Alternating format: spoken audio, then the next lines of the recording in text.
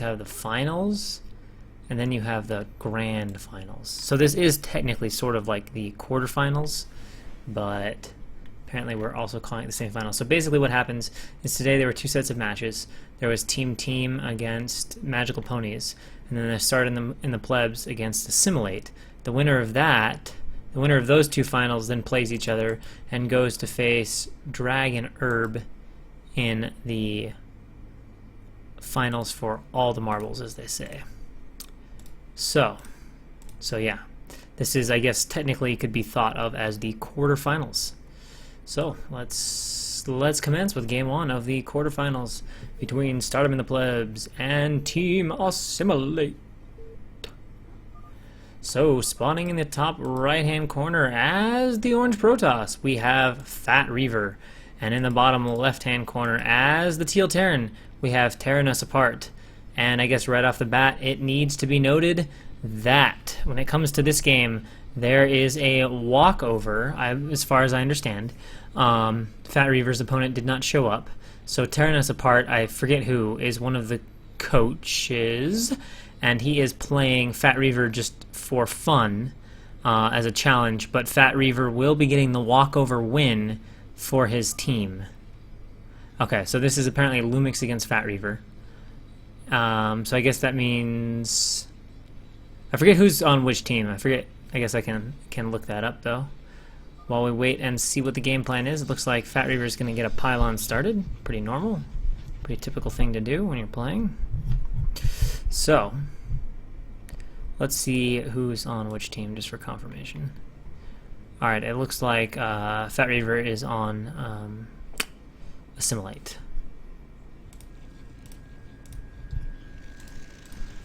Evil Eye, it's just a case of, basically, they didn't want walkovers, especially in the finals, so if a player couldn't make it, the other player would get a walkover win, but they would play their game against the coach of the other team. And yeah, Lumix does seem to be one of the biggest noob bashers around. He like, if a good player comes, he'll be like, nah, I don't want to play, but anytime if you're like C and below and you're like, you want to play, and he'll always want to like play. It's like his thing.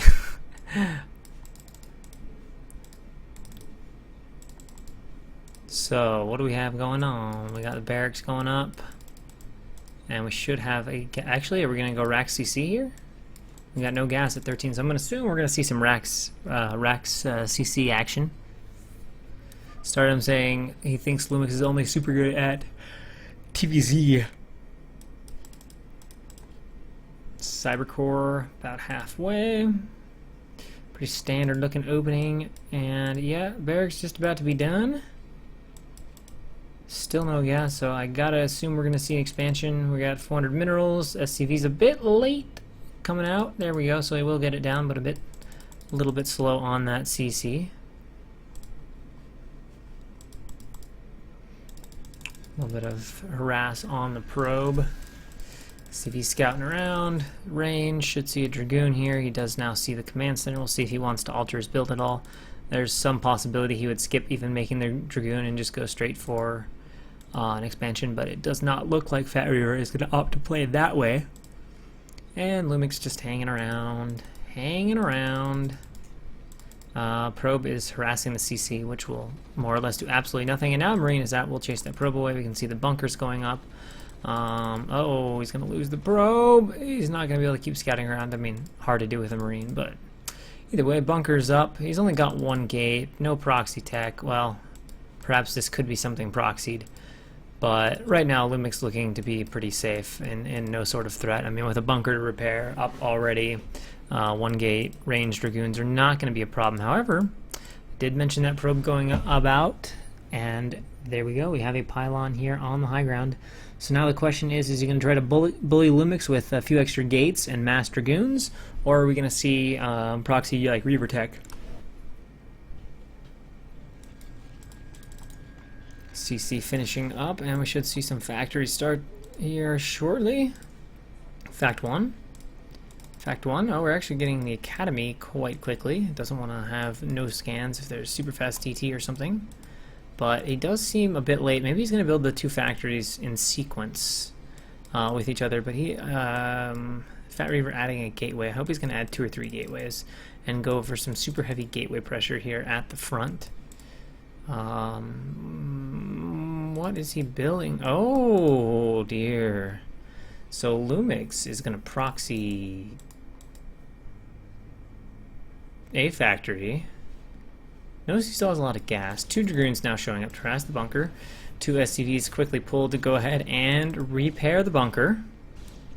Now we got the depot. Oh, he's getting Marine range to defend his bunker given the proxy factory, so that's not a bad idea. Obviously, if you get Marine range, then the Marines will be able to shoot the Dragoons. And still only sitting on 1 factory. So I'm very curious to see what Lumix's game plan is. You know, normally 1 factory would be sort of like a mine double kind of thing, expanding. However, with this factory here, it's looking like he wants to run vultures into the main.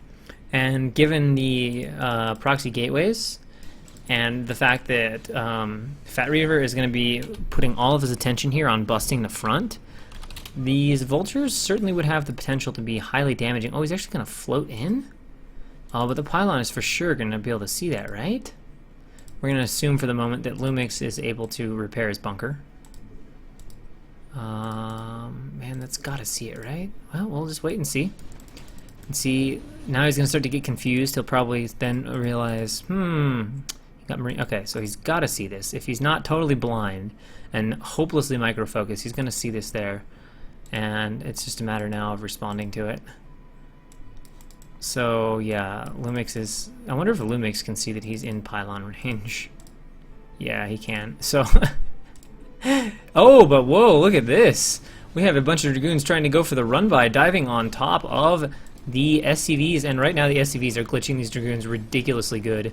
Like, he is not getting up this ramp at all. He's got 2 up, which is good. Make that 4 up now. So there's potential here for these Dragoons to get a lot of damage done, but these drills are insane. Like, these Dragoons are getting so glitched out by the SCVs, and they're very softened up. And now he's pulled the bunkers, and unfortunately he's gotten cornered, so he's going to take a lot of damage, and that is really a bummer. It looks like these vultures are going to do an absolutely obscene amount of damage, make that more or less critical damage if Lumix micros.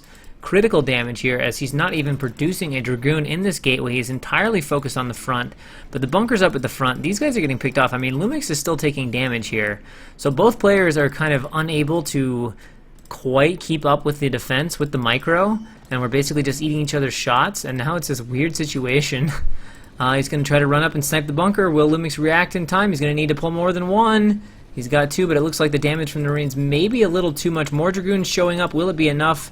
He's trying to pull back the weakened ones, and now he does have a Dragoon back here to defend the factory, and the bunker is about to go down, and down it goes. Lumix is looking very much in trouble at this point. Fat Reaver killing off the Vulture. That is done for, and now cutting back against the Marines. There's no bunker at the front. Remember, he hasn't even built a factory back at home. Going into a Wraith. I mean, Lumix's play, quite frankly, is ridiculous. He's basically trying to troll Fat Reaver, but... he obviously hasn't watched Noni's video that even if you're against a player that you'd normally beat, you can't just expect to troll them mercilessly. You have to you have to get an advantage first before you do that. If you just go for it blind, you end up losing pitifully like this, and Lumix is getting absolutely wrecked at this point, and there it is, GG. So Fat Reaver takes the game.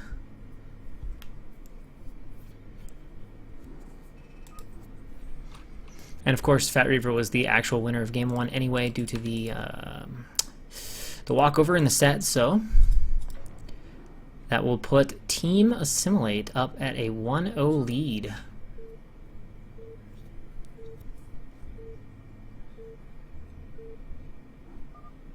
All right, so in the middle position as the, I guess you call it 3 o'clock position, as the Purple Protoss, we have Phasers, and in the bottom position here at 6 o'clock, as the White Protoss, we have Hardtail, otherwise known as Hafnium. And for those of you that don't know, this is, again, another match between Coach and regular player, because Hardtail's opponent also did not show up. So this will be a second walkover to start the series in favor of Team Assimilate. So not the best start for Stardom and the Plebs. So again, this game is purely for show. And of course, Phasers is a pretty strong player. I believe Phasers is either C+ or B-. So Phasers is also a strong Protoss. But let's not forget, Hafnium is one of the stronger Protosses in the league. Evil Eye had a better record, and I'm not sure if I would put any other Protoss in the league above Hafnium. I might be forgetting one. Apologies if I'm leaving somebody out, but he would definitely have to be, right there in that discussion for the second or third best Protoss.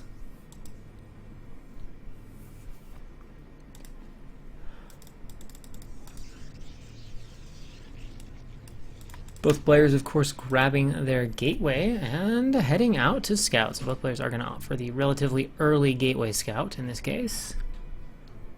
And we can see Phasers is badly winning the APM spam war. Hardtail is not even trying at only 260 APM. He's barely spamming at this point. We're going to have a 2-gate here from Phasers. And it looks like Hafnium is going to be going for his 1-gate tech. Of course, reasonably short rush distance is a 3-player map. That explains the early scout from Phasers. It makes a lot more sense now in that context. Still a little early for my liking from Hardtail. I don't usually think there's a huge benefit to scouting super fast. It's just what happens. So it'll just be a question now of Micro at the ramp. He's going to make Zealot before core, possibly 2 Zealots before core, which will make it reasonably easy for him to defend these initial Zealots and help hold his ramp a bit longer to wait for that Dragoon to come out. Looks like he's going to go 2 slots before core, or, well, he just got enough money. Let's see what he does. Okay, he is going to go 2 slots. Whoa, okay, so he scouts the 2-gate, and he's going to respond by 2-gating himself. I will be honest, this is not like some proxy gate. I'm not thrilled with this response. I hope he's going to at least take guys off gas. He's taken 1 off. He should really take more off, but I'm not a big fan of going for 2 gates before core. Like, 2-gate is not that hard to hold. So no particular reason in my opinion to respond. Obviously it's super safe. He will defend this 2-gate just fine, but I would really like to see him getting his tech and doing something. See, there's still no gas from Phasers, so Phasers is probably going to play what is by far the most popular way to play this at these ranks, which is to go ahead and do 5 slots and then just go for an expansion. Now at pro level, just like with 2-gate versus Zerg, at amateur level, you'll see a lot of times, just 2 gateways, make 5 Zealots, expand against Zerg, same against Protoss. Oh, this is a bit of a mistake from Hafnium. I don't quite know what the Zealots are trying to do down there. If it was a bad rally point, a misclick, whatever. But he's going to let Phasers have a nice scout off. Going to see the timing of that core. And alright, so we are going to see what essentially amounts to a 2-gate tech against a 2-gate expansion. I'm still working here off the assumption that Phasers is going to expand, because if he's not, he's got some ridiculously late gas. Alright, here come the Zealots across from Phasers, and Hafnium needs to organize his stuff, or he's going to be taking a horrible initial angle, but all of a sudden it looks okay for Hafnium, especially if he can walk this Zealot around a bit. He's getting a nice arc there. This guy's having some trouble. Right now the trading is pretty even, though. Both trading off a slot for each other, but he has snuck one in, which does manage to get a probe kill, although it is about to go down, and forces a little lost mining time. But now we've got Dragoons on the way, and is there a forge here? There's one started, but it is pretty slow. So this will be a little bit tense for Phasers, and he is definitely going to need to micro well and buy some time to get those cannons up, or he's going to be in big time danger from the Dragoons of Hafnium, who has finally killed off that scouting probe that he let sneak in. And we'll see what Phasers can get done here with his control. That forge should be about almost done, so the cannons are about to go up, but there's this little window here, although I don't think Hafnium has all of his units across. He's a little slow with the Dragoons. Man, if he had the Dragoons right now, this could be so dicey.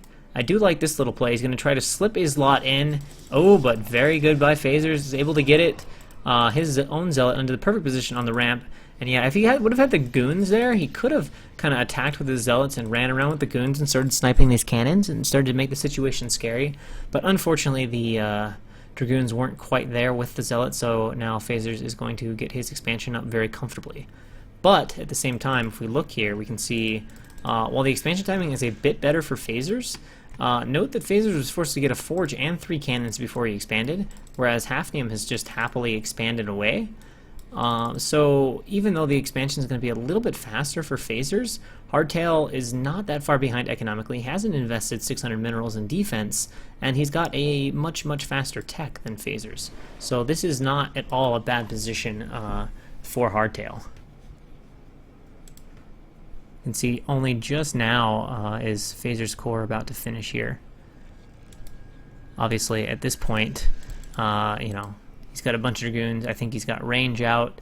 So, yeah, it's going to be a long time before Phasers has any relevant tech on the map.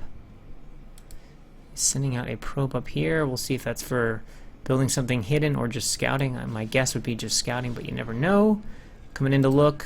Probe probably got close enough to see the Nexus, so he probably has some idea what's going on.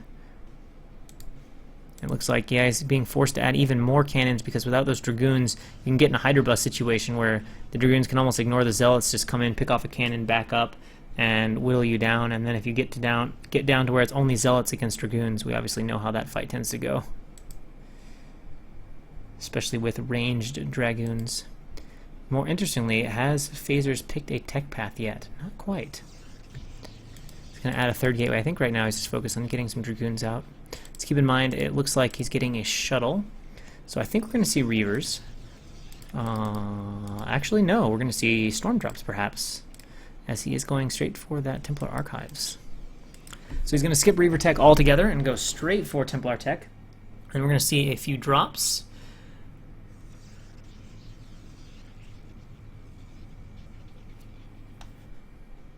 And okay, so it looks like he has built some spotter pylons over here, which are really nice. It'd be a common way to send the shuttle up around. So by having those pylons, they'll give him almost complete vision to try to spot a shuttle sneaking around the map. Possibly could just slip past here, but man, would that be right up tight against the edge of the map. And now the question is he well enough positioned to block this probe from getting in? Oh, he's not. So he's actually, oh, if he would have been paying attention, for sure could have gotten a probe into the main and seen everything. As while Hafnium's hardtail position is nice and out there looking for probes, it was somehow not able to catch the probe slipping down. And it looks like Phasers has now amassed enough of an army that he's going to go ahead and come across the map and pressure Hardtail. One thing that is a little bit troubling for Hardtail, oh, we're actually going to have DTs, which is often a really good decision because the obs are very late. Notice there's only 1 cannon. Now, the question is DT numbers. Okay, that is enough to be dangerous with those 2 slots. You know, if it's 4 DTs, sometimes even 2 cannons isn't enough. If you're slow to react and those DTs get up on top of the cannons, they will kill the cannons so fast. And of course, if you lose your main nexus, you can pretty much kiss your chances of winning goodbye. We can see Phasers is going to go up to that 6 gateway number. Hafnium is still working off of just 4 gateways. Remember, he is about 8-9 probes behind Phasers here, and now coming around with the shuttle, and we'll just have to see. That obs is going to be pretty soon on the way, though, so even if this cannon were to get sniped, he really shouldn't lose the nexus. And now it's just a question of how good will the reactions be. He's moving his Dragoons around, so I think he's seen something. Yeah, he's definitely headed back to the main now. The cannon will go down extremely fast, and now the question is, what is the game plan? Oh, he's going for the observatory. Oh, he should have the Zealots attack this if he wants to go for it. It's going to be close, but it looks like the DTs are going to kill the robotics facility, and that is going to be completely devastating here for Phasers. I can't even begin to tell you how bad the situation is. The goons are going to get wailed on. I think he can find his way in over the cannons. I like that he's positioning the goons as good as possible, but it's going to be almost impossible to block these cannons with just Dragoons, and they are now getting denied, and Phasers is having a world of problems. He's building the robotics facility back over here, although a DT can actually be slipped behind here, I think. But let's face it, it is not looking good right now for Phasers' main nexus, and this is a massive hit right now. To be losing all this economy, to lose this nexus, this is extremely hard to recover from. Fortunately, he has saved his probes, but there's absolutely zero possibility to save the nexus. And at the time, Hafnium feeling so confident, he's going to come over here and put down an expansion of his own. There we go. The main nexus is down. Will he go for the pylons? He probably doesn't have enough time, but if he killed the pylons powering the gateways as well, it would be even more frustrating. Or going straight for the observatory is another option, but it looks like he's just going to pick off some structures. Now he's splitting up his DTs, perhaps not the best use, but we are still a little ways away from obs. Of course, this pylon getting killed off is going to alert Phasers to the very high probability of an expansion, but keep in mind Hafnium also getting those Templar out right now. So he has this wonderful tech, whereas Phasers doesn't have anything. And just going to work. He's working on his second armor. Is he going to be able to get it, though? It is going to be very close. But I don't know. It looks like he's got an outside chance. The core looks like it's done for. The forge is going to be 50-50 depending on how quickly this DT gets over here and helps with the forge. Oh, it's not helping with the forge. I think you can save the forge. It's going to be really tight, though. It's going to be really tight. I think if this DT had gone to help the forge, I think he would have sniped it. But he is just ever so slightly going to save it. But look at that. I mean, the Nexus is down. He's lost all the mining time of that Nexus for 45 seconds or more. Probably actually like close to a minute and a half. And now he has to rebuild that Nexus. And of course, if we look at the supplies, we can see that has given Hardtail a 20 supply lead. And with that, having only one Nexus to even think about probes from, we can see that Hafnium has caught up nicely in the probe count and is now expanding to his third with full tech. And of course he's got observation, so let's just face it. It is not a good situation right now at all for Phasers. He is going to need some really great harassment, or he is going to need a very, very bad engagement from Hardtail.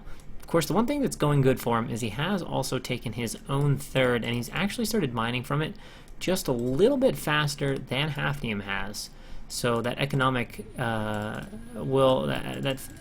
edge, keeping up with that, will mean that he has not fallen what would feel almost critically far behind. You know, he is still going to be on these 3 bases here shortly, and of course their probe counts are similar. So once he stabilizes, the situation is going to be a lot better for Phasers. Still a rough situation. Oh, but wait a second. He gets 7 kills with this High Templar going for those drops, and that is not going to help.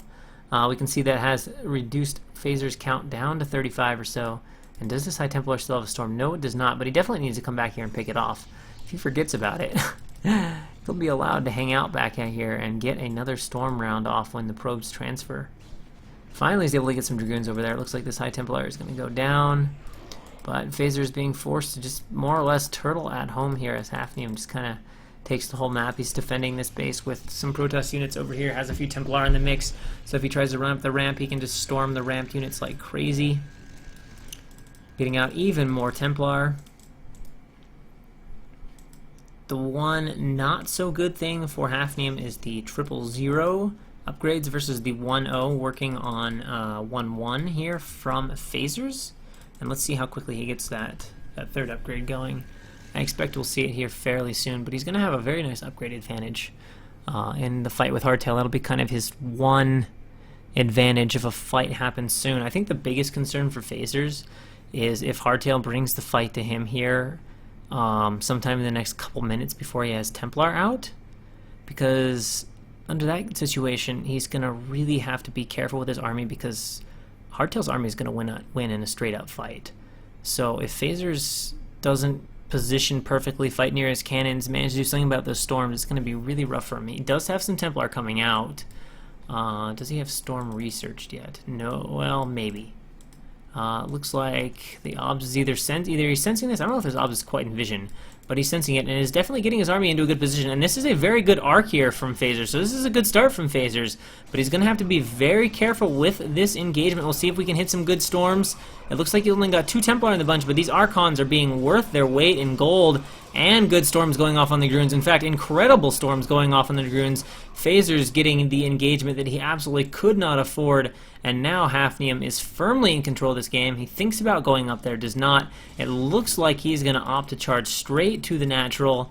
We're still a ways away from having a storm here, and now we can see Phasers are going to have to come back down here and try to defend this base. But look at this. I mean, so many of these Dragoons softened up heavily from the storms. There are Templar on the backfield here. They can drop storms on these Dragoons, diverting a little bit of his army. Another good storm goes off. Look at those 2 storms continuing to soften up the Dragoons.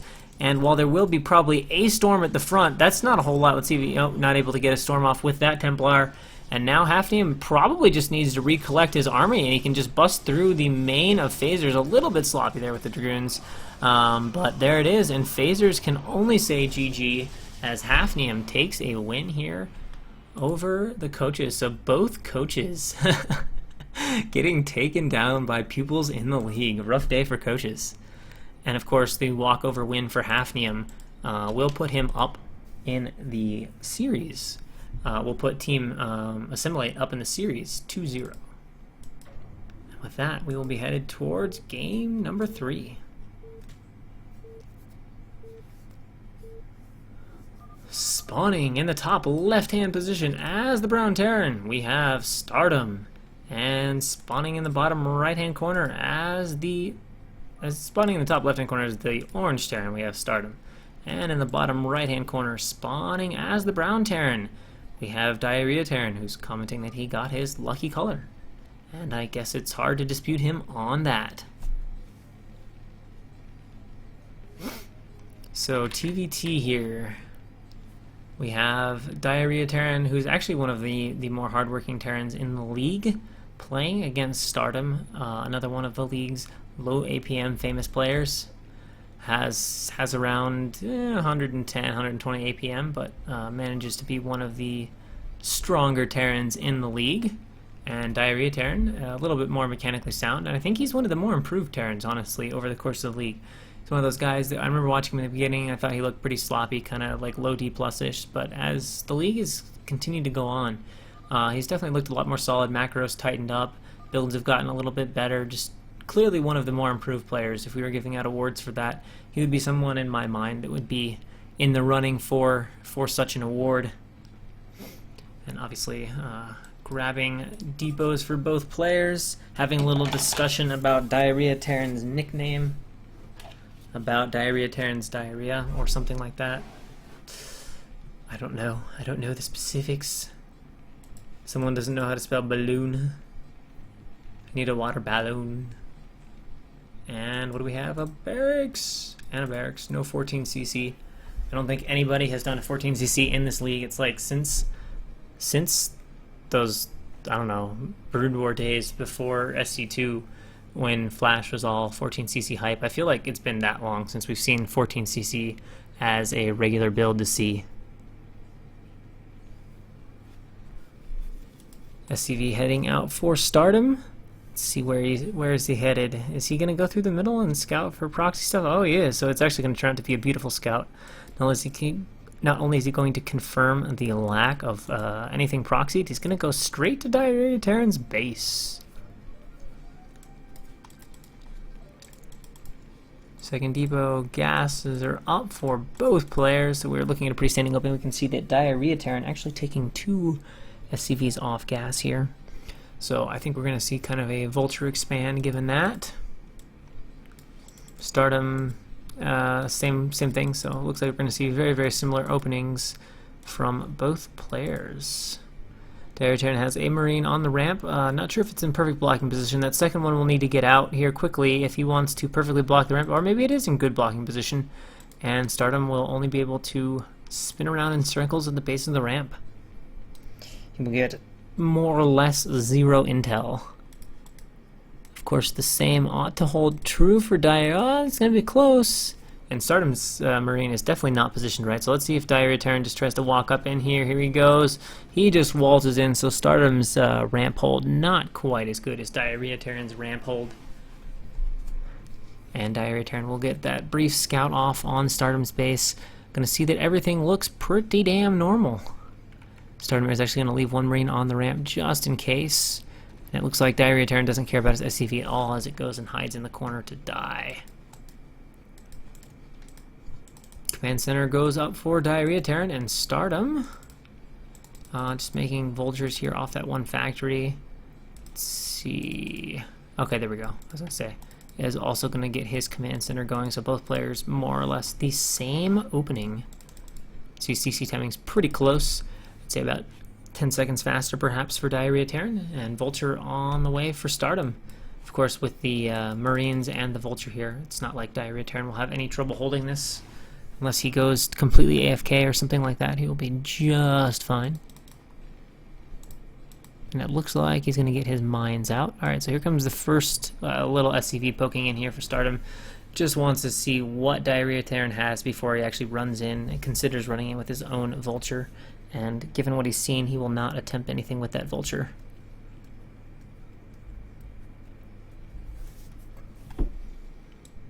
And the barracks floating across for Diarrhea Terran, and now for Stardom's second factory for both players. They are just complete copycats of each other right now. What is Stardom researching in his factory? Mines, yeah. So let's see, is he making a tank? No. So the first difference here we have is Stardom's going to go ahead and make a tank, whereas Diarrhea Terran is going to continue his vulture production. CC finishing up for Stardom, and an armory immediately on the way. Possibly some Goliaths in the mix, or worried about the potential of Wraiths, and Diarrhea Terran feeling a little bit nervous. He's going to get a bunker at the front. I don't think he really needs that, but it's going to make him extra safe against anything other than tanks. And it looks like Stardom has a few units moving out across the map. Maybe or maybe not. I don't know. I don't know what that was all about. It's like he was like, I think I'm going to move out. On second thought, nah, I'll wait. So vultures are done. Probably has mines, no speed, but he's going to be forced to pull back pretty fast. Looks like Stardom's vultures are getting off some good shots. Is he going to take out 2 of DNH's, or 2 of Diarrhea Terrans? It looks like not quite. But definitely ahead here in the vulture count for sure. And Diarrhea Terran is he going to go all the way back home and just hang out in his base, or is he going to slip those vultures around somewhere else? Looks like he is thinking to go ahead and slip out. Oh, tank here though. That's good tank positioning. Should scare those vultures off. I don't think Stardom would try to run in. Probably not even with speed. And he adds a supply depot at the same time to really restrict the movement of those vultures. But Stardom does get some nice mines laid at the front, which will make it a little bit trickier for Diarrhea Terran to get out of his base with non-vulture units, non-vulture, non-SCV units. It looks like he has found a vulture of Diarrhea Terrans, and siege almost done. Now, is siege done for Diarrhea Terran, or is he still need to research it? I hope it's already done, otherwise he's going to have an extremely slow siege mode. He's moving forward a bit with these tanks. This is a bit brave. He has heard and seen the vultures lay mines. They were definitely in range of that bunker when he did so.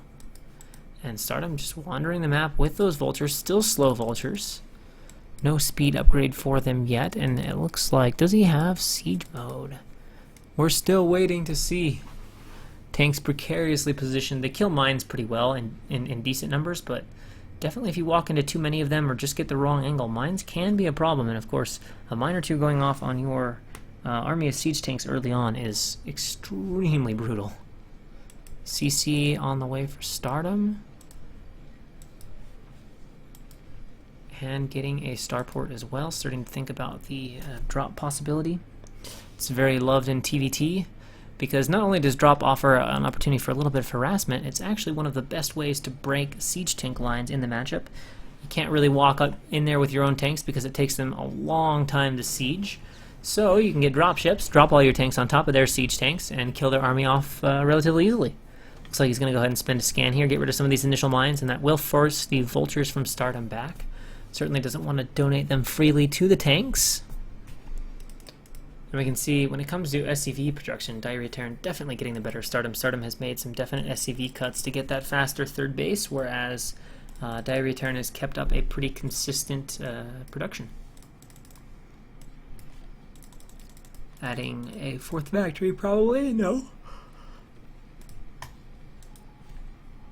Well, Diarrhea Terran definitely needs to do something, because right now he is starting to bank a lot of minerals, and off of 3 bases with this kind of economy, this number of SCVs, 3 factories is not going to hold those minerals down at all. So we might have an SCV headed over. It's always hard to see brown on the map. Yes, there is an SCV here. It's going to be blocked by this mine though.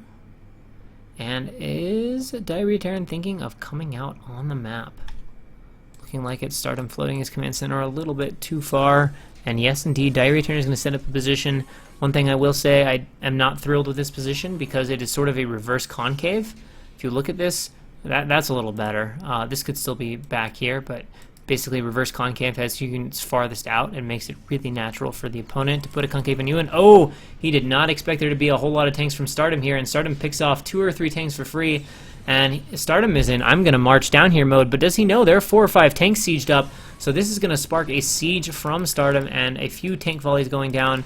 But it looks like they're mostly going on the vultures. The front tank is picked off. And a few Goliaths are out now, are going to chase the barracks away here from Stardom. Reduce that vision a little bit, but let's face it, Stardom now has an early positional advantage on the map. Now, fortunately for Diarrhea Terran, it's not like he made a huge mistake. He's not caught behind his bridges or anything like that. But he's definitely more exposed, and Stardom definitely controls far more of the map. And with tanks coming around this side, there's some unique possibilities for Stardom. Number one is that Diarrhea Terran, with just 3 tanks left, can definitely get flanked, and that will give Stardom bridge control, and it looks like that's exactly what Stardom's going for. And if this move works at all, it's going to be a very good move for Stardom. Here come the tanks moving in right now. Unfortunately, the tanks from the top are not coming to help, but nevertheless, Stardom is able to go ahead and clear that out. Now, he needs to be a little careful of this mine. He's going to go ahead and siege up. That will force the Goliaths back. This tank is about to be dead, and there we go. And now there are just 2 Goliaths and 1 tank at the front. So now the position for Diarrhea Terran has just gotten really bad. He went out on the map a little too soon. Didn't quite have the positioning right for the direction Stardom was coming from. And Stardom with just a few more tanks overall, because let's face it, Stardom is on 5 factories. Diarrhea Terran has just his money going crazy, still on 3 factories, so he's getting outproduced a little bit. Not sure why he's sitting there. I think he's been wanting to make this CC, but he should have made that CC and added factories with the minerals he had, and that lower factory count is definitely causing him some problems. Now Stardom is going to be able to go up here on top of this base, lay a few mines. He's going to continue to delay. Oh man, big mine goes off, killing everybody's stuff, including the STV sent out to expand. So Diarrhea Terran still sitting. Oh, he has added a few more factories down here, as well as a starport. He's doing something to get the money down, but we can see definitely has gas problems. Now with those extra factories, he could start pumping out some vultures to do that. And Stardom is looking to set up the full contain here. He's run 3 tanks over here. Gonna pick this tank off here in a hurry, walking on top of it. And now Stardom can kind of contain all bases, and the position is getting extremely rough for Diarrhea Terran, especially given that Stardom is mining from 3 bases. Now Diarrhea Terran's economy is still probably close to Stardom's, given the almost 20 more SCVs. The production from Stardom is really hurting right now, but it's still 3 bases to 2, and Stardom with an incredibly superior position on the map. And in TVT, that is a huge deal, because positions on the map in TVT are really difficult to break. I mean, a lurker contain, you know, there's some positions like that in other matchups that are solid positions that mean something, but a solid siege tank contain in TVT is one of the most difficult things to break, and it's just incredibly powerful. And basically, Stardom has access to the entire map right now. Diarrhea Terran doesn't even have access to his bridge, his 3rd base. He doesn't really have anywhere he can go. So really rough. He pretty much at this point is getting down to the where the only thing he can do is drop into one of Stardom's bases and go for like a big doom drop kill in the main. He could possibly try to secure his 3rd and get back in that way, but he's going to spend a lot trying to break Stardom's contain at his front, if he can even do it. And just trading evenly like that, well, it won't be evenly because it'll be such a difficult position to break, will put Diarrhea Terran quite far behind. And of course, let's not forget that Stardom has a much faster 3rd base. Now it looks like somehow Diarrhea Terran was able to come over here and chase Stardom's tank away, so he has secured the high ground for his 3rd base. Has Stardom made any dropships yet? He's had this starport for a while. I don't actually see any. A lot of tanks sitting idle in the natural. Where's an SCV? Oh, he's made the command center his main. He's going to float the command center over. But you can see here, I mean, this is just nothing but pure defense. Just basically saying, oh my god, I can't let this guy come across and kill my bridges. He's going to finally get his 3rd base up, but let's, take a look at those minerals. He's mined, Stardom has probably mined 1,500 minerals here. He's in the 800s at his natural. Yeah, we can see that, Diarrhea Terran economically isn't really that far behind Stardom. As Stardom has mined about 150, 200 minerals from each of these patches, but Diarrhea Terran has mined about 300, 400 more minerals from these patches than Stardom has. So in terms of total resources, the game reasonably even. However, Diarrhea Terran has taken by far the worst engagements, and he's been much slower to put down the factories, and he's flat up floating 4K, whereas Stardom is not floating any money. So Stardom has a much bigger army out on the map, and we can see that in the supplies. Now Diarrhea Terran is going to try to break this. He wants to swing around from the side. He'll probably be able to kill off a few of these tanks, but look at the Artem Stardom has coming in, and he's got a dropship loaded up. Now vultures aren't the greatest thing to drop on top of your opponent's units, but they'll certainly do a little bit of work, and now it looks like Stardom is just going to keep coming here, going to come up onto the high ground, and it doesn't look like there's any way right now for Diarrhea Terran to be able to defend his 3rd base, and that is going to put Stardom into an incredibly superior economic position, as now it's 2 base to 2 base, and we can see Stardom has largely caught up in the SCV count. Actually, Diarrhea Terran is coming over to defend, but Stardom has access to the high ground already, laying some great mines to occupy the tank, getting off high ground shots, and it looks like things are not going Diarrhea Terran's way right now at all. The last tank over there is eliminated. He's only got a few at the bridge. He's actually forgetting to run his third away, and is in danger of outright losing the third command center. It's just a shame he's running so much money right now. I mean, he has spent his gas, but oh man, 5k minerals, that could definitely be a lot more vultures, which would help him. He does lose the third CC, and at that point, all he can do is say GG.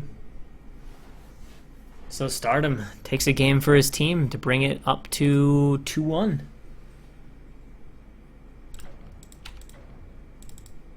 And that will take us into Game 4.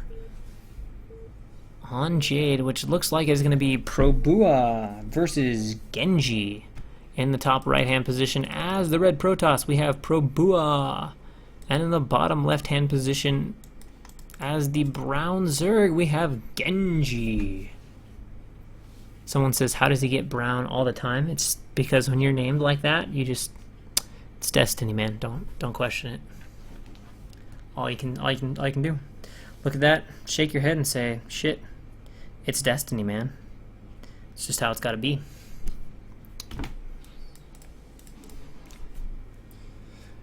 These players are almost tied in APM. It looks like Probua is starting to drop, though. He needs to hit that, 0808 just that little bit faster, or else he's going to fall too far behind Genji. Irrecoverably far behind.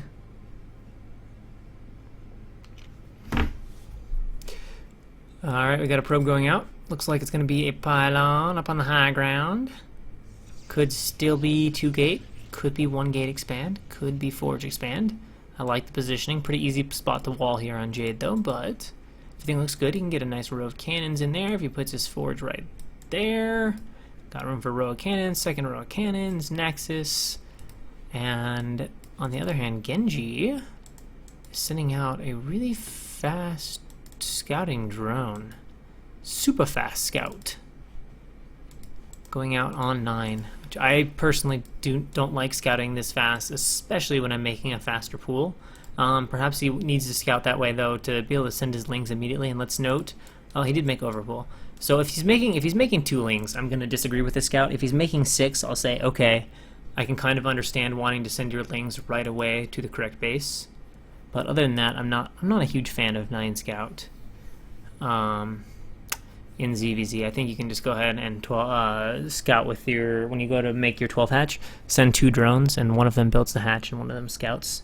Because when you've already gone for overpool or 9 pool, your economy's already taken a pretty significant hit. And there we go, the hatch goes down without problem. Probua decides not to bother Genji with that probe of his. Not quite living up to his namesake. We can see he is getting that first cannon up. It is indeed going to be a forge expand, and he does go for 3 lings. Now, the question will be, will Probua respond with a second cannon, and will Genji go for it? The rush distance is pretty long. He's going to switch back into drones after that, which would be expected. Let's see if he can corner the probe. Nope. So now, let's see how the control is. He's actually got a pretty good angle on it. Probua is doing a pretty good job with his probe right now as well. Both players actually putting down some pretty serious APM right now. Genji having some difficulty controlling his lings, but the probe makes a mistake and dies. Unfortunately, Genji's taken so long killing the probe, he doesn't have an opportunity. Remember, 6 lings are definitely a threat to 1 cannon. Had he run right there, Probua would have definitely been forced to pull a few probes off the line, which would have been nice for him, as it would have bought a little bit more, would have helped kind of chip away at that economic advantage Protoss gets when they can make a quick nexus against overpool. But now with that gateway up and the probe in position, these lings shouldn't be able to do anything against 1 cannon. 1 cannon and 2 probes blocking is usually pretty sufficient to deal with 6 lings. Doesn't need to pull that probe back into blocking position, and let's see if he goes for it or not. Runs 1 ling forward to take a look, and then wisely opts not to go for it.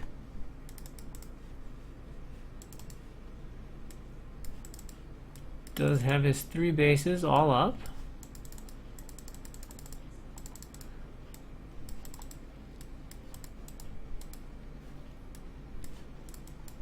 with the Cybercore. Oh, that is a pretty darn late. Well, let's see. Maybe it's about right. I don't know. Should see layer starting here soon. As he's banking 200 gas, which isn't ideal. Usually want to get your layer right away with that first 100 gas, and you can get link speed too. He's going to go link speed before layer with delayed gas. That is an interesting choice. We'll see if he makes more lings. If he's not making more lings, again, I would have to say I don't think there's any reason to delay your layer like that. But if he is going to make more lings, then it starts to make quite a bit more sense. Oh. Okay. He's going to go 3-hatch Hydra. Does he know there's a probe in his base? Possibly what he was hoping to do is let the probe see the lair and then kill it and be like, psych! Let's see if he starts making the lair again. That would be kind of cute. Nope. So that might make Probua suspicious if Probua is thinking about this. We can see, obviously, at this point, no reaction. Now, if this probe gets out of here and sees the Hydra Den, that's going to be obviously really nice. I would have loved to have seen him pull a drone or something, but now he's going to see that. And that should prompt a cannon or two, at the very least, at the front here from Probua. Ling's thinking about running in. Zealot not on hold. Well, that's a little bit weird, concerning. He's definitely going to need to add a cannon. But it's going to be 4-hatch Hydra, which is a little bit different to play against. And oh, the Lings with the speed are able to find a run by, so this is a nice move here from Genji, getting a probe, going for a second one, but decent drill from Probua. And gets the probe, but again, another good drill, and is actually handling these Lings very well. And it's not like Genji had terrible micro, it's just, it was good solid trapping. The only thing I'm worried about still is this one cannon. Hydra's speed on the way. He's actually gotten down 5 hatcheries, but this is a very low drone variation of 5 hatches. I think he's thrown down the Hydra Den that quickly to be able to get some Corsairs out, but with just that one cannon, okay, he is adding a few more now, which is definitely important and definitely good, but he's going to have to be wary here of mass Hydra. We'll see how fast he's getting out that Templar attack. It looks like it is coming reasonably fast here. He's got his Citadel.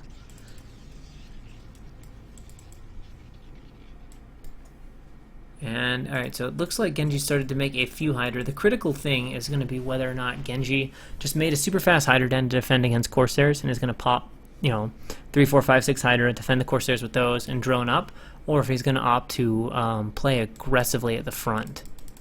And that is something we flat out don't know yet. You can see he's a little bit supply blocked from those initial Overlord kills. He's got a few Hydra at each base now to defend his Overlords, and now we just got to pay attention to what he's actually going to go for. It looks like he's added a few drones, so he might be opting to drone up just a little more and not play this super aggressively, which is fine. I mean, he has forced out now 4 cannons from Probua, which is good. Has Probua looking reasonably safe. Sarah is being deflected by those initial Hydra. He's adding a creep colony here, as well as there, and it looks like he primarily wants to make drones. He's actually almost caught up to Probua in drone saturation, which is certainly good for him. Collecting those Overlords nicely, and honestly, Genji's just looking really solid right now. Although Probua was looking good too. Both players looking like they are playing a pretty solid game. Great economy for Genji now. It is actually equal to, or almost equal to, Probua's. And now I think we're going to see some more Hydra start to come out. It starts that Hydra range and is going to force the Lings back off the front. Should be pretty close to having that Zealot speed. Obviously not a super fast Zealot legs, as normally a timing for Zealot legs would be hitting about 6:45, 7 minutes. We can see, going for that Archives first. This is not a speed lot timing build from Probua. This is just I'm going to make some Zealots, and then I'm going to get my Templar out, and then I'm going to push with 5 or 6 gates, mid-game sort of pressure, and DT. So we'll see how well Genji's paying attention. If he's not paying attention well, that DT will be able to slip out and pick off all of those Lings quite easily. Corsair on the way home. He's opted to make just one. He's adding a second one, which isn't a bad idea. A lot of times getting 2 or 3 Corsairs against the Hydra build is a pretty nice medium. Now that's a bit sloppy there from Probua, as he does just lose a Zealot to Genji's Lings, but then Genji almost returns the favor, but does start to pay attention to those Lings. And it looks like Probua is going to come up over here to the 3rd base and chase those Lings away. And back at home, Genji is macroing up with those Hydras, getting his Evo Chamber, getting Carapace upgrade. Has not started Lurker yet. He has probably added Lair, yes he has, and he is getting the Spire up, which becomes important for defending those drops later on. DT is still having a hell of a time getting out of the base. I guess he's blocked by cannons or something. Maybe that's DT tight. That's pretty amazing. He's probably wondering about that. He's like, where's my DT? He's not seeing it like when he goes to his wall or goes to his army point. Kind of out of sight, out of mind. 2 Corsairs coming in here to harass. Oh, big mistake though from Proboa, or at least modest mistake from Proboa to fly those 2 Corsairs over the Hydra. So now he's lost his scouting information. And of course this makes it a little bit juicier for Genji to decide to go Mutalisk now that he's killed off those Corsairs. And we can see Proboa is not remaking them, which could be a story if Genji opts for Mutalisks, and he certainly has the gas to do so. But right now, we're just seeing Hydra being made still. And the one concerning thing for Proboa is he's still stuck on 36 probes.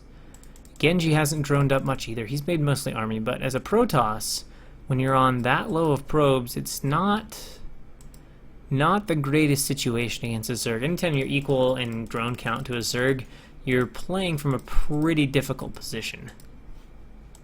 And now here come a bunch of Hydras running up, and there are no High Templar. He's had this for a while. This is a pretty dangerous situation for Proboa. If he gets some good snipes on these Templar, that will be really bad. Oh, but he doesn't get the snipe. Well, he kind of gets the snipe, but he also eats some major storms, and now definitely there should be enough units here from Proboa to push this back. Cannons are up over at this base, so he should be fine. We'll get that third base up. Genji definitely had an opportunity here. Actually, with reinforcing Hydras, though, could still be an opportunity. But that DT is going to be a little bit annoying. He should have Overlord speed at this point, though, and be able to bring him up. Will he rally his Hydras across? Not doing the best job with that. Has taken the opportunity to sneak out a few more drones. Has a drone in position to take that 4th base. Not opting for it quite yet. Looks like we have enough gateways here from Probo, who is macroing quite nicely. Going for that 2nd attack upgrade. A little bit slow on that. Not terrible, but a little bit slow. And definitely needs to grab that 3rd gas. And now here comes the DT slipping out directly to the bottom of the map. Great place to send it. Good foresight from Genji, or from Proboa to, or from Genji to already have the Overlord over there. Now he didn't send any units with that, but just the Overlord's presence will be nice. And of course, with an Overlord and a Sunken here, the DT will not be able to cause any real problems over at the 3rd base either. And in comes the DT. Sunken's going to get hit off or 2. And going behind the minerals is probably the worst possible place he could go, although somehow the Sunken can't hit there. And he's trying to find a money spot. Actually, the Sunken can probably hit. The Overlord's probably just not in the right position to see it. Like, the Overlord needs to move just a smidge over. There we go. Now the Sunken should start to finish off the DT, and that will be the end of Mr. DT. So that part dealt with. Couple more High Templar coming out here for Genji, who is still having some problems with his wall and his rallies. It looks like this Corsair is also in danger of dying. I would really love to see Genji make Mutalisks. With the 0 Corsair count, the Mutas would just be ridiculous right now. I could go back around here, pick stuff off the cannons. Okay, 3rd base is pretty cannoned up, but he could fly into the main. He could definitely pick off endless probes at the natural. They'd be a very strong investment right now. And having not rebuilt those stairs, there wouldn't really be a good answer here from Proboa. But instead, Genji's just opted to go for his Lurker tech. He's made a big army, and it looks like he's thinking about attacking now. He doesn't have a very big flank set up, which would make it hard to be effective against his army, especially if he clusters his Lurkers. It's key when you're using Lurkers, you need to burrow them and separate them all up a little bit. If you just burrow them in one big patch, you know, a good Protoss storm or 2 will just decimate all 6, 9, 12 of your Lurkers, and you will go home crying. And now Proboa is going to move across the map. We can see, of course, because of how well Genji's droned and how not that well Proboa has probed, we can see the army sizes are pretty similar, and this is not the best engagement for either player. Leading with the Zealots is always a concern here for Proboa. However, the Lurkers were burrowed pretty cluster, and the Zealots were able to get on them immediately, so they didn't go as bad as you'd expect for Protoss. And now it's just a question of how many more storms are there. 1 Templar being sniped, and it looks like he's going to take the time to try to snipe the other Templar. And there we go. Will this one get picked off? Oh no, it's gonna live. So the army of Probua definitely does beat the army of Genji, but let's face it, the army has been reduced in size by quite a bit. Genji has macroed okay during that, has added a couple drones, but this army is just really small. Genji can absolutely just go and defend and be fine, and honestly, he probably is close to having enough that he could continue to be aggressive and actually just drive Protoss back away from this position. Thinks about it, not quite ready to run in there yet. Looks like he's trying to set up a bit of a flank, which would be really nice. And now I think Probua is realizing, oh man, I've stayed here a little too long with my army. I need to get away from here. Looks like Probua has managed to get a shuttle out. Hasn't done anything with it quite yet. Sending an obs down here. He's going to discover, much to his disappointment, to see that there's a base here from Genji. And that is going to immediately spark an army movement from him down towards that position. But let's face it, Genji also has an army coming across. Now they might miss each other. However, there are some lurkers morphing, and if these lurkers morph and these sunkens finish, that will buy just enough time for Genji to save his base. If they're too slow, there's a good chance Probua can just walk in there and kill this before. But now, okay, so lurkers do finish, and that's going to be really good for him. Again, Probua having a little bit of an over-eager engagement, running the Zealots straight in there. Lurkers tend to shred Zealots, and that leaves only a few Dragoons left. And the High Templar, although they both have some Storms, are somewhat out of position. So the Storms are really, really good right now from Probua, but the Lurkers are trying to burrow in position. I don't think there are any more Storms left, so that will be the end for these Dragoons and Zealots. The base is defended, so it will remain 4 bases to 3 for Genji, who again is still right up there in drone count. So the situation is getting a little bit rough for Probua, who has not macroed up that well of an army. He's been really on top of his macro until that battle, and now all of a sudden slipping really hard. Looks like he's going through a cycle on his gateway, but missing quite a few gateways here, and this is not the time you want to be messing up your macro rounds. That loses that last Corsair, and Genji just continue to produce army. Probua still ahead in supply, but Genji's securing up that 4th base, starting to get into that strong Zerg position, especially as he continues to upgrade. He's got that Carapace done. We can see he's got 2-2 against 2-0 from Protoss, so now his Lings are on excellent parity with the Zealots. They will die in 3 shots. He's almost got Adrenal done, and this is getting into that part of the game where it gets really hard to play as Protoss, especially if you don't already have control of your side of the map with a bunch of Reavers, because once those Cracklings come into play. But look at this Templar. Alright, not able to get to the drones, but he does put down a nice storm on the Hydra. I guess if you're Templar's doomed to die, getting one last storm off, killing 5, 6, 7 Hydra is great. Going at this Archon, but looks like not quite enough Zerglings to really threaten that. And how close is Probua to his 3rd? Oh, he's actually going for armor instead of attack. If he doesn't have another Forge, I don't really like that, because the attack upgrades are just so important in PvC. So that's going to hurt Probua a little bit. Always better to get your 3-0 attack and then worry about armor. Only upgrading armor if you have a 2nd Forge or have maxed out your attack.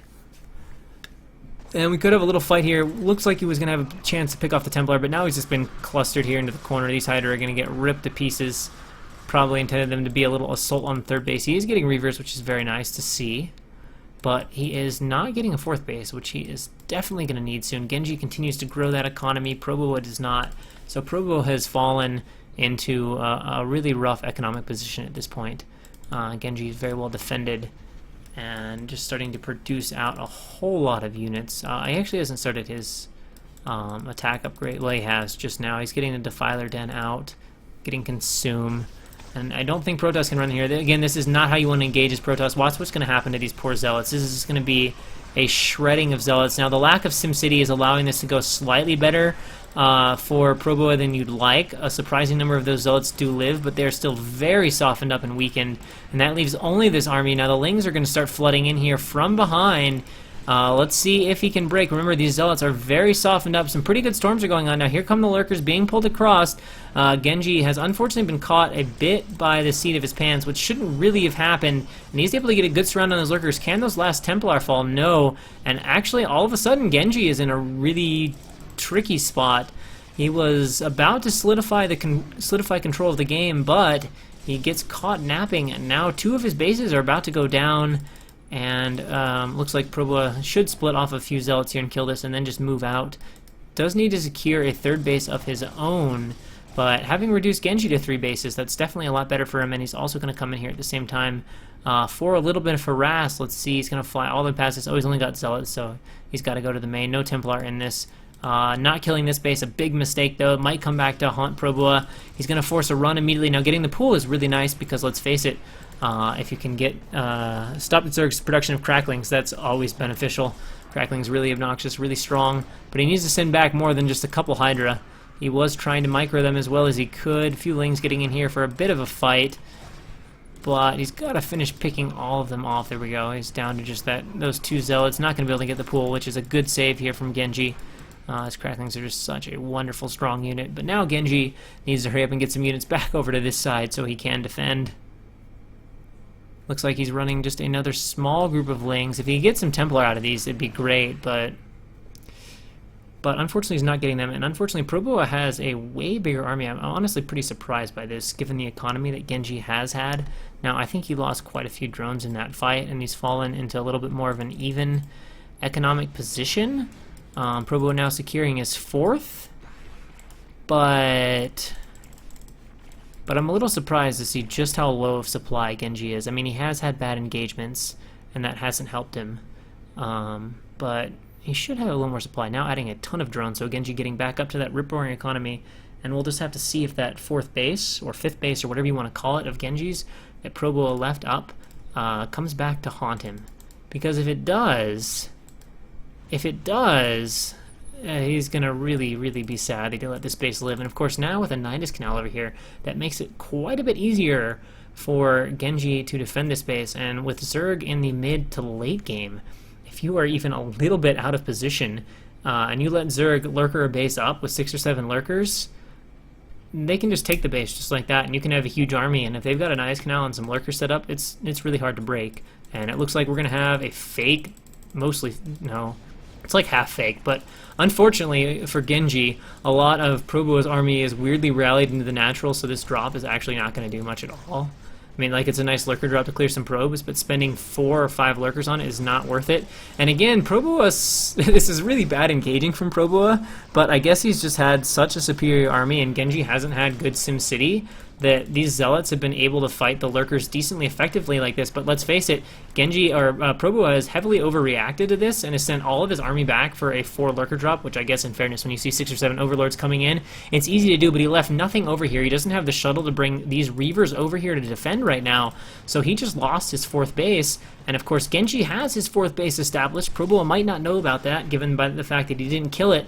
And little moves like this might very well be swinging the game into Genji's favor, because let's face it, Probua now mining off of, well, about to be 1 base, and that other base here running quite low, because, you know, everything is dead here, nothing mining here. And there are still a few minerals left, although, whoa, Genji just lost a shit ton of drones to these storm drops.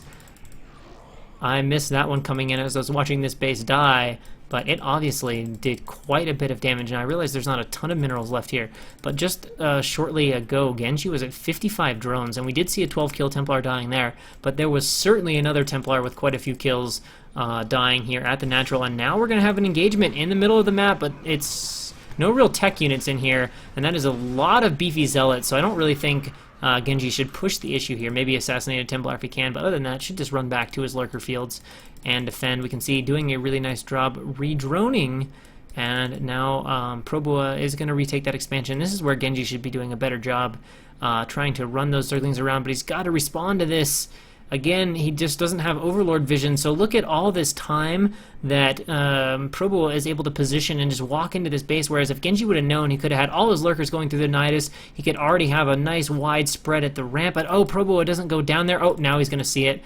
Corsair is going to fly over, and Probua is going to be like, oh shit, I didn't know that was there, but it still might work out. Alright, this is going to let Genji know. Now, where's his Nidus Canal? Does he not have one? Oh, no, he's got one, but it's in a weird spot. He needs to take all his lurkers. He needs to get over here. If he defends this base, he is in a wonderful position. Should morph these Hydras into, like, lurker eggs or do something with them right now. But he's not going to do that. So now the question is, can he stop Protoss? He's going to counter at this base, which is good as long as his Lings don't be too stupid. He will shut this base down. They're actually being remarkably stupid, though. This is really good for Probua that his Lings decided to get that retarded. Now he's trying to get through. He's got a Defiler. Can he spread out the Lurkers? That's going to be important to do against the Storms. Right now they're not very spread. He's going to need to get down a few more of those Dark Swarms. It's going to make him almost invulnerable to the Dragoons, but he's not broing the Lurkers, which is a big deal, and the hatcheries are vulnerable. He doesn't get a swarm down. Tons of storms coming off. Where are the Lings? The macro is not quite here. There are not more units coming through that Nidus Canal. He needs that to stay up to defend the base. The army has definitely been reduced in size, though, but this is a very tenuous moment for Genji. I don't know how many storms are left on these Templar. Definitely quite a few, so he just needs to keep units flooding through that Nidus Canal, bleed those storms out, reduce it to just Dragoons, keep the swarm down, and he should be able to hold this off, but there's a nice Zealot reinforcement coming. Where's the OBS, though? If there's not an OBS, this is good. Is he going to try to target down the Nidus Canal? It would certainly not be a bad decision. Genji is trying to get Lings through, but it goes down. Now he's got to send them by hand, which is going to make it a lot harder to defend. And now cannon spam over. This base is proving to be strong, and Probua, again, swinging the game into his favor, so much so that Genji is actually forced to GG. Oh, man. I don't know what to say about that game. That game was really back and forth. I feel like it was one of those games where, honestly, both players just made really big mistakes over and over that let them back into the game. I mean, overall, it's not like they played poorly. I mean, overall, it needed a few more probes, but overall, you know, they macroed, they made reasonable decisions, they had a good build, but there were some really critical things in terms of army vision, in terms of placement, defending bases, overreactions that were, you know, really big overreactions. And it was like one of these games where, you know, a lot of times you overreact to something and nothing happens, you know. You see 5 overlords flying in. Well, yeah, Zerg's during a doom drop, you overreact and send your whole army back, and, you know, that's where Zerg's spending all his APM, and it turns out just fine. But in the case of this game, it was like every time a player made a big mistake, they were punished for it really heavily. And unfortunately, in the end, that turned out to be Genji that was punished the most for it. I mean, really, I felt like for most of that game, Genji was in a fantastic position. Probably should have won that game, but a few inefficient early trades and then just the lack of map awareness against Probua really cost Genji the chance to get the win there. But it was a good game. Very, very back and forth game. And now we will go into the final set, which is the deciding set, and spawning in the top right hand. Oh wait, I just reloaded the same game. Whoops. I was like, this map seems familiar. Actually, which game do we need? I thought I did all of them, but maybe not. Okay. The deciding game is going to be on Circuit Breaker. I believe it is between Snowfruit and Valor, perhaps? I guess we'll just have to wait and see. Spawning in the bottom left-hand corner as the White Zerg, we have Valor. And in the bottom right-hand corner as the Race Picker TVZ, we have Snowfruit.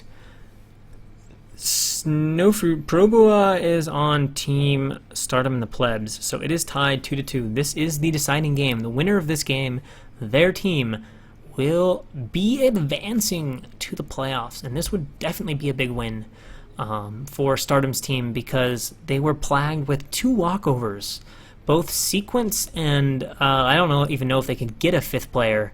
Phasers was scheduled in the playoff lineup against Hafnium, so it looks like they only could manage to field 4, and of those 4, one of their players didn't show, Sequence. So if their remaining 3 players, Valor, Stardom, and Probua, could take the win, they would basically come back from starting down 3-0, which would be a very impressive win from Stardom and the Plebs. The downside here is that it's Snowfruit against Valor, and Snowfruit has been one of the more solid Zergs in the league, and he's also up there for one of the more improved Zerg players in the league.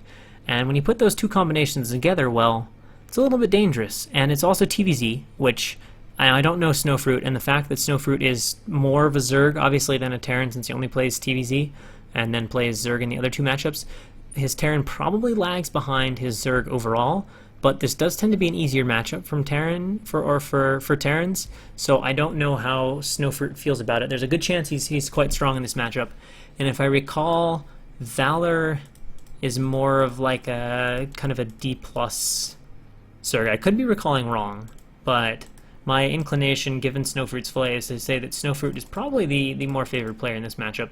And we can see that Valor's doing, right off the bat, a pretty interesting build. It certainly looks to be like 9-pool speed, perhaps, which is dangerous for sure. Will he morph? Yeah, it's going to be 9-pool. Well, I'm assuming 9-pool speed. We're getting the Lings started. He should take guys off gas, which he is doing. He's going to take all 3 off. Yes, so it is going to be 9-pool speed. Now that is definitely going to be dangerous for Snowfruit. It's going to need, I don't think you actually have to bunker, but it definitely requires some quality ramp blocking and defense, and if he doesn't do any of those things right, or if he makes a mistake on one of those things, the situation would get bad for Snowfruit really quick. Now he's probably wishing this was on, Valor's probably wishing this was on Jade, because looks like this drone should die. He turns it away, he's going to get a little more scouting information. Whoa, okay, never mind. At first I was thinking, what kind of overreaction to the drone, but then I remember this is 9-pool speed, so obviously a lot of SCV is going to go straight to the ramp. Lots of Zerglings out, going to leave 1 to chase, going to wait on that. Speed is on the way. Now the ramp is pretty solidly, pretty secured here for Snowfruit. And the other tricky part about this, if you can do it right, what you want to do is have your screen hotkeys, and the second like your first SCV is about to die, you press back to your CC and send it back to mine. And if you do that, then you can basically defend this without losing any SCVs, and you're in a very, very nice spot. So like if you were doing that, right, you'd be fighting, this guy's about to die, bam, click the mineral, this one's about to die, bam, click the mineral. You can kind of send them back like that, but of course you can't lose too many. Now, it starts off very well here for Snowfruit. And the other thing is, remember, these Marines don't have range, so if they're not positioned right, like this Marine is not going to help out against these front SCVs. And now, I don't know if Valor's going to be that aggressive trying to go up the ramp, but there's some dangerous opportunities like that if your Marines aren't positioned well at the ramp. So a bunch of Marines now out, is making the expansion, has put a drone back on gas. We'll be going for that lair here soon, and we'll probably see one more attempt here to bust the ramp, or possibly he's going to wait for him to come down the ramp and hope that he makes some sort of mistake coming down the ramp. But no, it looks like he is going to, well, he's not going to go for it. I mean, you know, 6 Marines up the ramp is becoming a little too much to break, especially with a little bit of an SCV wall in front. And the only other question for Snowfruit is, will he try to bunker on the lower part of the ramp before he floats the CC down to be extra safe? I don't know why Valor's running in here now. It's one thing to poke up the ramp and see what he has, but he should not be trying to kill SCVs. With 6 or 7 Marines at the top of the ramp, equal number of Lings. There's just no way Lings are ever going to break that at this point. But he is going for a lair, a very fast lair, I might add. So there will be some danger from Hydralisks or Mutalisks here at some point. But aside from that, Snowfruit is certainly in a hugely economically favorable position. And I do like the choice to go Lurker. 2-hatch Muta, it's good, it's cool, but you've got to be solid with your micro to make it work. And let's face it, most players at D and C level are not that solid at their micro. Whereas Lurkers are a lot easier to use, and if they're not well anticipated, it's just very easy to bust with them and do a ton of damage.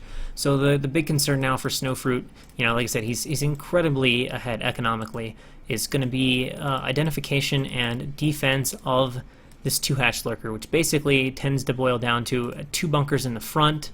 He is going to go ahead and start coming down now. His command center close to being done. The Marine positioning looks pretty good. There's no way here that Valor can threaten this. He's doing a nice job running these Zerglings around. He does have the Lurkers on the way, and of course he's prevented scouting, so Snowfruit doesn't know what build he's against. He is going for his eBay and his Academy, which is pretty normal stuff. We'll see. In a normal situation, Terran wouldn't necessarily rush to their scanners super fast, but given how in the dark he's played, I think we're going to see Snowfruit opt to add those scanners pretty quickly. Otherwise, he's going to have to make a lot of blind guesses. Well, so far not. He's going immediately for Stim. But where will his tech be? He's going to add more barracks. Let's remember, Lurkers are on their way. Still definitely has enough to deny it. There are a lot of Marines out, though. And there's not a bunker at the front. So there might be an interesting moment if Snowfruit opts to pressure with Lurkers. If Snowfruit opts to pressure with his Marines. It could be annoying for Valor. Otherwise, Snowfruit is going to have to deal with Lurkers at his front. Now, he does have a bunker up now, which is important. And he is getting those scanners, but he's adding already a turret to his main, which is kind of I think this guy is going to go Muta, so I'm just going to make some turrets. Yeah, he's just assuming it's Muta right now, and this is a very dangerous assumption. Valor is already making these Hydralisks, And let's face it, this is scary for Snowfruit. This is a really incorrect read, and he's been forced to make a blind read, and he has not yet scanned. So now he's going to scan and right down on the hydrant end, and this is going to change his reaction quite a bit. And he's going to need a second bunker at the front. He needs to think about his turrets, and he needs to be a little bit further out on the map. If he just lets the lurkers walk up without any defense, he'll be in a terrible spot. The only thing he has to be a little bit worried about, he can't just come crazy far out on the map, because there's, that's got to be careful, those lings will be valuable later. If he comes too far out across the map too fast, now I like this movement. The reason he's moving down here is he scanned his lurker, and it's popular to morph the lurkers close to the third base, and one of the most logical spots, of course, is right by that base. And the lings think about coming in, but there's not enough to surround this group. And this is why it's dangerous to be too far out in front. This is not a big group. If Valor had played and made a few more lings in addition to just 2 or 3 lurkers, he could easily have surrounded this group of Marines. Like, this is too far out from Snowfruit, who, well, it's fine. He's got a bunker with some fire bats. And now he's in the perfect position. He gets the move in. He tries to run past, and now the situation is just kind of weird. But he's got a large group of Marines running past. A lurker morphing here. Just 2 lurkers left. It looks like Snowfruit has disrupted this enough, and of course this is pretty close to having detection. He's adding a second bunker now. I'm starting to think he may have disrupted this enough to be okay, and of course all of these Marines, well, potentially are going to be running into the natural here now. With 1 lurker finishing, that's going to be really helpful, and now we have him going for the bust. Oh, maybe they can't see where the detection is a big question here, but it doesn't look like he can get through the bunker, and it doesn't look like he can get the front turret either. The bunker is not going to fall. Detection is there, so this is largely held off, and again, right after that, Snowfruit's group moving forward. He doesn't really have enough gas to morph more lurkers, but his attack has been completely stymied at this point. There's no chance of it doing any more damage at this point, and now it is a huge economic advantage for Snowfruit. He's running in here. It looks like he's going to kill the natural. It does depend on if he has scans, but it's very unlikely that Valor's even going to try to come down the ramp. He's basically going to have to sack his natural. He's going to be on 1 base against Snowfruit, who is now completely defended. He tried to bust once more, but like I said, we knew that wasn't going to do anything and was unable to make it work. His tech is on the way.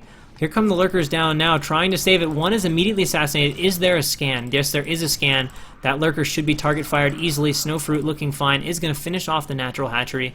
Now, yes, the third base is up. The lurker burrows here. He's going to force these few Marines back, but this little sneak out has obviously done tremendous work for Snowfruit. And, I mean, yeah, it's a good thing that this base is up, but it will only live as long as Snowfruit basically takes to scan it. And I think it's one of those bases that even if Snowfruit were to never realize it was there the entire game, it still isn't likely to change the outcome that much. Because, I mean, Snowfruit is already tanking up. He's making vultures. He's on his way to his tech, and Zerg has no hive in sight, which doesn't really give you an answer to the Marine tank vessel thing.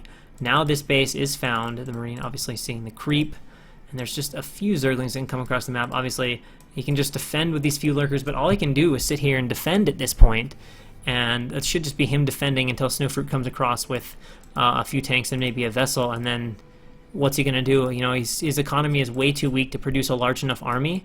You know, maybe he could get some sort of lucky flank, get Snowfruit just into a horrible position where 2 or 3 lurkers could trash the army. But even then, even if he trashes 1 entire army of Snowfruit, I still don't know if that really buys him enough time. So Snowfruit is taking a small army, and again moving down at this bottom base, and it looks like there's going to be, he's threatening a counter, and I do like a lot of Valor's little army movements. I mean, he is threatening things, he is kind of scaring Snowfruit, who didn't have a whole lot of defense. He is forced to bunker up, but he just doesn't have enough units to be super threatening. Does pick off a few stray Marines here from Snowfruit, who has now walked over to this top base. And of course, there is no defense for the top base. No lurkers there, so these back Marines should pick this. Oh, well, actually, this is a bit of a mistake, a little bit of a control mistake here. These lings are going to be allowed to be more effective against this than he wants, and actually, the medic, oh, but he retreats, oh, he's so close to having the medic, but it looks like the Marines have made it in here. Again, the control from this attack is not good by Snowfruit, but it looks like it might be enough to do the job. It's certainly going to kill off the drones. He's trying to snipe the lurkers down. He doesn't quite have enough to snipe the hatch. The medic is finally dead now, so these guys pretty much get the little life they have left on them from this stim. He's going to pick off a few of these Zerglings. He's not going to get the hatch for now, but he's going to kill most of the Zerglings. He could actually maybe get a lurker. Microing the living daylights out of this. He is keeping his money down, though. should have that decent army back at home. He's actually got a tank sieged up. He's playing incredibly defensively. But Valor, I mean, Valor's still on 16 drones. Snowfruit is on 60 SCVs. The supply is almost triple, and that's just that's not where you want to be. Not where you want to be. And now I think Snowfruit is finally going to move across. I mean, you know, the one thing you got to admit that it did is this Valor's nice aggressive army movements and potential threatening backstabs and other things. It kept Snowfruit from moving out with a big army like this for a long time. When Snowfruit was just attacking at this third, he left a lot of units back at home that he could have brought, but he was really scared of a potential backstab, so he didn't do that. We can see Valor has just now added a few drones. He is going for his hive, but it's quite a long ways away from consume, and the vessel's on the way if it's not already. There are 3 tanks in this army. What's the status of the scans? It's full here. It's full here. So actually Snowfruit has been almost comically not using his scans, but it has allowed him to save up 8 scans, so he definitely has enough scans to be out on the map for a little while. More than enough to be out on the map in time for this vessel. You can see Snowfruit is actually diverting a little bit of his army here to go defend the 4th base he's taking. I would like to see a few more mines, but the 3rd base from Valor is now going to go ahead and fall. Tanks are coming into position. He'll probably just send them to the front of the army to start shooting away at these lurkers. Or he's just going to go ahead and siege up. There we go. Scan goes down. Now, I'd probably run in here as soon as Valor runs away. Oh, he runs forward. This is nuts. I don't know why he did that. Oh, he runs out of scan, but he does get another one down. Siege tanks, actually, that was interesting. The lurkers did that. The siege tanks did that. But, of course, now he's down into 3rd base. So that is sayonara to the 3rd base, leaving Valor quite a ways away from a defiler den to defend his natural. Is there any chance of him getting a lurker out and defending his natural? I think there's the slightest of chances, but I don't think it's going to make too much of a difference. I mean, he's got the 2 factories already. He can switch into vultures if he wants. He's actually still making tanks, which is a little bit interesting. At this point, it's always nice to start getting mines out on the map, reducing the backstab potential and preparing for counter-swarm measures. Valor making quite a few lurkers. I'd like to see a few more of them up the ramp to make it a little bit harder for Snowfruit to get across, but I don't really think it's going to change much. But at this point, Valor really needs to buy anytime he can, and grouping his lurkers up like this, I mean, is not the way to buy time. Well, he's actually going to run in at this. Let's see how quickly Snowfruit can spread. Oh man, that target firing was really good. Like, the Marines were incredibly clumped, but the lurker incredibly clumped, but the lurkers were perfectly target fired, and all Valor can do is say GG. Honestly, given the position he was in, yeah, it was a really tough position. 2 base with almost no drones against the Terran that's just rolling away on 3 bases. You're probably not going to win that, but Valor, with his defiler incoming, he needed to buy time. He really shouldn't have played that aggressively unless he had lings or something to flank and trap those Marines in there. So I think that was kind of the final nail in the coffin, and I have to give Snowfruit credit. Like, I thought, you know, he did a good job handling the backstabs, and then he was able to be really efficient with his small groups of Marines. Usually that's a bit risky to send those groups out, but he got the right reads, and he was able to get those Marines into excellent positions. I mean, he killed the natural, he shut down the 3rd. He displayed a solid game. His blind read, you know, didn't work out, and he responded really nicely once he saw the lurker den, and he secured things for Team Assimilate, who will be going on to face Magical Ponies, and the winner of that, of course, will be advancing to the grand finals. So thanks to everybody for watching, and I will see you all next time. And to be honest, I don't know when next time will be. I think with just one series, I think Jealous is going to be casting what remains of the finals, so the semifinals and the grand finals, but I'm sure there will be more leagues coming, so just keep your eyes peeled, and yeah, see you guys next time. Thanks for watching.